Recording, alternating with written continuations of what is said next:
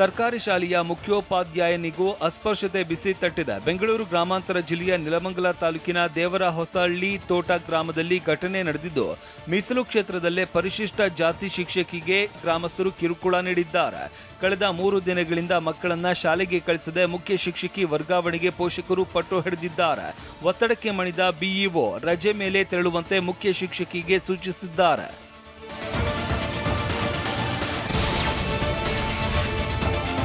Sapphire mall ಮತ್ತು ವೈಷ್ಣವಿ ನಕ್ಷತ್ರ apartment ಮಧ್ಯೆ ಇದ್ದ ಕಾಂಪೌಂಡ್ ವಿಚಾರಕ್ಕೆ ಗಲಾಟೆ ನಡೆದಿದೆ. ಬೆಂಗಳೂರಿನ ಯಶವಂತಪುರದ ವೈಷ್ಣವಿ ಸಫೈರ್ ಸೆಂಟರ್ನಲ್ಲಿ ಘಟನೆ ನಡೆದಿದ್ದು, ವೈಷ್ಣವಿ ನಕ್ಷತ್ರ ಅಪಾರ್ಟ್ಮೆಂಟ್ ಮಾಲೀಕ ಕಾಂಪೌಂಡ್ ಅನ್ನು ಅಕ್ರಮವಾಗಿ ಹೊಡೆದಿದೆ ಅಂತ ಆರೋಪಿಸಲಾಗಿದೆ. ಕೋರ್ಟ್ನಲ್ಲಿ ಕೇಸ್ ಇದ್ರೂ ಕಾಂಪೌಂಡ್ ಹೊಡೆದಿದ್ದಾರೆ ಅಂತ ಆರೋಪಿಸಿ ಆರ್ಎಂಸಿ ಯಾರ್ಡ್ ಪೊಲೀಸರು ಠಾಣೆಯಲ್ಲಿ ಎಫ್ಐಆರ್ ದಾಖಲಿಸಿದ್ದಾರೆ. ಬೆಂಗಳೂರಿನ ಓಲ್ಡ್ ಏರ್ಪೋರ್ಟ್ ರಸ್ತೆಯಲ್ಲಿ ಇರುವ ಮಣಿಪಾಲ್ ಹಾಸ್ಪಿಟಲ್ಸ್ ನಿನ್ನೆ ದಿ ಪವರ್ ಟು ಹೀಲ್ ಎಂಬ ಹೃದಯಸ್ಪರ್ಶಿ ಕಾರ್ಯಕ್ರಮ ಆಯೋಜಿಸಿತ್ತು. ಕ್ಯಾನ್ಸರ್ ಅನ್ನು ಯಶಸ್ವಿಯಾಗಿ ಸೋಲಿಸಿ ಬದುಕುಳಿದವರನ್ನ ಸನ್ಮಾನಿಸಲಾಯಿತು. ಕ್ಯಾನ್ಸರ್ನಿಂದ ಬದುಕುಳಿದವರು ತಮ್ಮ ಅನುಭವ ಹಂಚಿಕೊಳ್ಳೋದಕ್ಕೆ ಮತ್ತು ವೈದ್ಯರಿಗೆ ಕೃತಜ್ಞತೆ ವ್ಯಕ್ತಪಡಿಸೋದಕ್ಕೆ ವೇದಿಕೆ ಆಯೋಜಿಸಿದ್ರು. ಈ ವೇಳೆ ಮಾತನಾಡಿದ ಡಾಕ್ಟರ್ ನೇತ್ರಾವತಿ, ಕೀಮೋಥೆರಪಿ ರೋಗಿಗಳಿಗೆ ರೋಗ ನಿಯಂತ್ರಣ ನಂತರ ನಿರಾಶೆಗೊಳ್ಳದಂತೆ ಸಲಹೆ ನೀಡಿದ್ದಾರೆ. ನನಗೆ ಇವಾಗ ರೀಸೆಂಟಾಗಿ ಬ್ಲಡ್ ಕ್ಯಾನ್ಸರ್ ಅಂತ ಟ್ರೀಟ್ಮೆಂಟ್ ತೊಗೊಂಡಿದ್ದೆ. ಡಾಕ್ಟರ್ ಮಲ್ಲಿಕಾರ್ಜುನ್ ಕಲ್ಶೆಟ್ಟಿ ಅಂತ ಮಣಿಪಾಲ್ ಹಾಸ್ಪಿಟಲ್ ಓಲ್ಡ್ ಏರ್ಪೋರ್ಟ್ ರೋಡಲ್ಲಿ ಬೆಂಗಳೂರಲ್ಲಿ ನಾನು ಟ್ರೀಟ್ಮೆಂಟ್ ತೊಗೊಂಡು ಇವಾಗ ಕ್ಯೂರ್ ಆಗಿದ್ದೀನಿ.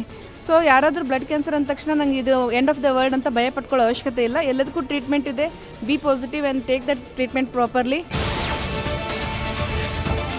ರಾಜ್ಯ ಬಾಸ್ಕೆಟ್ಬಾಲ್ ಸಂಸ್ಥೆಯಿಂದ ಕಂಠೀರವ ಸ್ಟೇಡಿಯಂನಲ್ಲಿ ರಾಜ್ಯ ಸಬ್ ಜೂನಿಯರ್ ಬಾಸ್ಕೆಟ್ಬಾಲ್ ಚಾಂಪಿಯನ್ಶಿಪ್ ಫೈನಲ್ ನಡೆಯಿತು. ಬಾಲಕರ ವಿಭಾಗದಲ್ಲಿ ಬೆಂಗಳೂರು ಎಚ್ಎಸ್ಆರ್ ಲೇಔಟ್ ಟೀಮ್ ಪ್ರಥಮ ಸ್ಥಾನ, ಪಿಟಿಸಿ ಜಯನಗರ ತಂಡ ದ್ವಿತೀಯ ಸ್ಥಾನ ಗಳಿಸಿತು. ಇನ್ನು ಬಾಲಕಿಯರ ವಿಭಾಗದಲ್ಲಿ ಮೈಸೂರು ತಂಡ ಪ್ರಥಮ ಸ್ಥಾನ, ಹೆಂಗೋರಿಯನ್ಸ್ ಬೆಂಗಳೂರು ಟೀಮ್ ದ್ವಿತೀಯ ಸ್ಥಾನ ಪಡೆದಿದೆ. ವಿಜೇತ ತಂಡಗಳಿಗೆ ಕರ್ನಾಟಕ ಒಲಿಂಪಿಕ್ ಅಸೋಸಿಯೇಷನ್ ಅಧ್ಯಕ್ಷ ಕೆ ಗೋವಿಂದರಾಜ್ ಪ್ರಶಸ್ತಿ ಪ್ರದಾನ ಮಾಡಿದ್ರು.